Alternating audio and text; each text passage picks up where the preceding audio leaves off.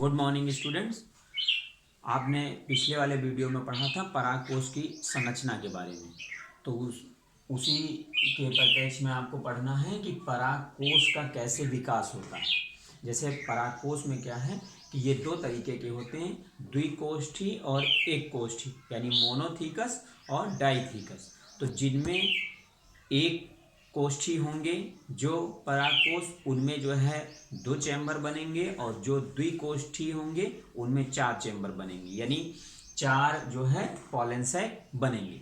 तो यहाँ पर हमें देखना ये है कि परागकोश का किस तरीके से विकास होता है। तो सबसे पहले वाले डायग्राम में आप देखिए, इसमें क्या बनी हुई है, ऊपर की सेल्स बनी हुई है चारों तरफ की, इनको हम एपिडर्मिस कहते हैं या एपिडर्मल सेल कहते हैं, और अंदर की तरफ सेल्स बनी हुई हैं, इनको हम मेरिस्टेमेटिक सेल्स कहते हैं। यानी ये ऐसी सेल्स होती हैं जिनमें निरंतर विभाजन होता रहता है, और इन्हीं में विभाजन के फलस्वरूप जो है परागकोश का निर्माण होता है। तो अगले डायग्राम में हम देख रहे हैं कि जो अंदर वाली सेल्स हैं उनमें चेंज होगा, बाहर वाली सेल्स में कोई भी चेंज नहीं होगा। तो अंदर वाली सेल्स में अगर 4 जो है चैम्बर बन रहे हैं या 4 पॉलन साइट बन रहे हैं, तो चारों कोनों पर एक एक कोशिका बड़ी हो जाती है। जो बड़ी कोशिका होगी उसमें केंद्रक स्पष्ट हो जाता है और साइटोप्लाज्म अत्यधिक मात्रा में हो जाता है, और इस सेल्स को हम तब कहते हैं आर्कीस्पोरियल सेल्स, या हिंदी में प्रप्रसु कोशिका। ठीक, और इसी के द्वारा ये प्राथमिक कोशिका होती है जिसके द्वारा जो है परागकोश का निर्माण होता है। आगे में देखिए, ये जो प्रोकैम्बियम बना है ये वैस्कुलर टिश्यू होता है जो कि संवहन करता है, जो यहाँ पर पोषण प्राप्त होगा उसको संवहित करेगा। अगले वाले डायग्राम में बना हुआ है, यही सेल्स जो है, जो आर्कीस्पोरियल सेल्स हैं, इसमें पेरिक्लाइनल डिवीजन होगा, यानी एक परिणत विभाजन होगा, जिसके पश्चात 2 सेल्स बनेंगी। तो 2 सेल्स में जो आउटर होगी यानी बाहर की तरफ होगी एपिडर्मिस से सटी हुई, उसको हम क्या कहेंगे, प्राइमरी पैराइटल सेल, और दूसरी जो नीचे की तरफ है, अंदर की तरफ है, उसको हम कहेंगे प्राइमरी स्पोरोजिनस सेल्स। यानी ये क्या बनाएगी, ये भविष्य में बीजाणुओं का निर्माण करेगी या स्पोर्स का फॉर्मेशन करेगी, और ये उसकी कवरिंग का फॉर्मेशन करेगी। आगे वाले डायग्राम में बना है, यहाँ पर जो एपिडर्मिस है वो उसी तरीके से बरकरार रहेगी, और इनमें 4 पालियां धीरे धीरे निर्मित हो जाएंगी। यानी ये जो प्राइमरी पैरेटल सेल्स है ये डिवीजन करके जो है 3 तरीके की लेयर्स बनाएगी, और 3 तरीके की जो लेयर्स हैं उसमें सबसे ऊपर वाली लेयर क्या होगी, एंडोथीसियम। यानी ये जो है कोशिकाएं बड़ी होंगी और ये जो है थोड़ा सा फाइब्रस होंगी, और इन्हीं के कारण जो है पॉलन साइट जो है कॉन्स्ट्रिक्शन होता है उसमें, और परागकण जो है बाहर निकलेंगे। तो आगे में क्या है, जो पहली लेयर होगी यानी एपिडर्मिस से सटी हुई लेयर बनेगी वो एंडोथीसियम बनेगी। किसमें डिवीजन होगा, प्राइमरी पैरेटल सेल में डिवीजन के पश्चात ये प्रक्रिया होगी।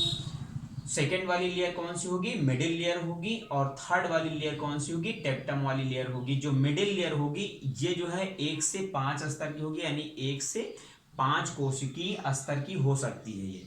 ठीक, और जो टेपिटम वाली है होगी वो 1 लेयर की होगी, लेकिन टेप्टम वाली सेल्स जो होंगी वो मल्टी न्यूक्लिएटेड होंगी, यानी एक सेल्स में बहुत सारे न्यूक्लियस यहाँ पर पाए जाते हैं, और ये मोस्टली जो है पोषण का कार्य करते हैं। किसके पोषण का कार्य, जो स्पोर्स बनेंगे उनके पोषण का कार्य करेंगे। जो प्राइमरी स्पोरोजिनस सेल्स हैं वो क्या करेगी, वो उसमें डिवीजन होगा, और डिवीजन के पश्चात जो है प्राइमरी माइक्रोस्पोर मदर सेल्स का निर्माण होगा। जो ये सेल्स हैं प्राइमरी स्पोरोजिनस सेल्स हैं, ये फिर से डिवीजन करते रहेंगे, तो इनसे क्या बनेगा, प्राइमरी स्पोर मदर सेल्स का निर्माण होगा, और इन्हीं में फिर से अर्धसूत्री विभाजन जब होगा तब यहाँ पर स्पोर्स का निर्माण होगा। तो आपको समझना ये है यहाँ पर कि जो एंडोथीसियम है, एंडोथीसियम जहाँ पर ये खांच बनी होगी वहां पर इसकी लेयर पतली हो जाती है, और उसको हम क्या कहते हैं, स्टोमियम कहते हैं, या उसको रंध्र कहते हैं, और यहीं से जो है इनका स्फुटन होता है, और स्फुटन के पश्चात जो है स्पोर्स बाहर आ जाते हैं।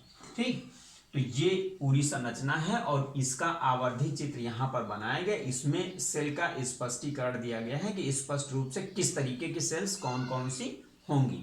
ठीक, तो इसको आपको जो है बना लेना है डायग्राम और इसको समझ लेना है। समझने में आपको ये ध्यान रखना है कि आर्कीस्पोरियल सेल प्राथमिक सेल्स होगी और बाकी क्लियर जो है यहाँ पर देखना है आपको कि 3 लेयर बनेंगी, एक एंडोथीसियम, दूसरी मिडिल लेयर और तीसरी टेप्टम लेयर। सबसे इंपॉर्टेंट लेयर जो है टेपिटम वाली होती है क्योंकि ये न्यूट्रिशन प्रोवाइड करती है जो बनने वाले स्पोर्स हैं। ठीक, और स्पोर मदर सेल या माइक्रोस्पोर मदर सेल ये जो है भविष्य में स्पोर्स का निर्माण करती है। तो इस प्रकार से जो है यहाँ पर पराग कोश के निर्माण की प्रक्रिया होती है, यानी एक विभाज्योतिकी कोशिका से जो है पराग कोश का निर्माण इस तरीके से हो जाता है जिसमें पराग कोश, जिसमें परागकण जो है स्थित होते हैं। ठीक, थैंक्स।